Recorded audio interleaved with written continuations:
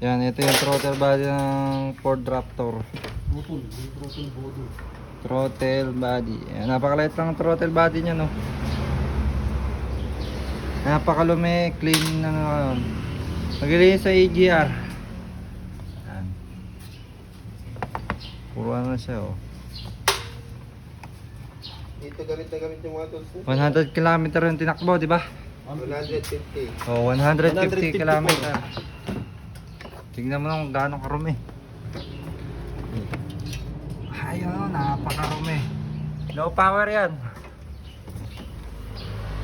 Napakadumi na ito.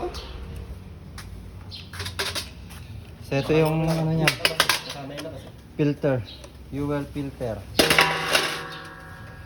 Buksan na ni Boss Ed. Wala siyang trabaho ngayon sa KMJS. Wala eh. Wala, matumal daw eh. Hindi maka-site. Matumal eh. Dating nasa Baguio. Malamig banda dito. Malamig dito. Basa yung tubig. Kahit na Ed. Pumunta rin sa gilid na may malapit sa aircon. Medyo malamig-lamig dito eh ka. Kasi hindi pala aircon. Sa ilalim ng aircon kumapa eh. Medyo malamig-lamig dito. Nandito siya eh ka. Tapos may parang malaking bato. Hinawakan yung bato. Medyo mamasa-masa eh ka. Basa pala yung bato. Hindi marumi talaga. Ha? Marumi talaga. Natawa ako rito. Pumunta ako rito para hindi makipag-away. Yung ipapalibag dyan sa Teresia sa may ano. Kabanatuan niya tayo. That's ko na boss eh. Ito na pala.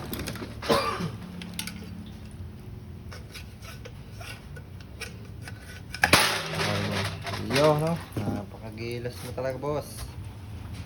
Hindi ba siya ganun kadumihan? Parang kapapalit lang din. Pero palit na yan.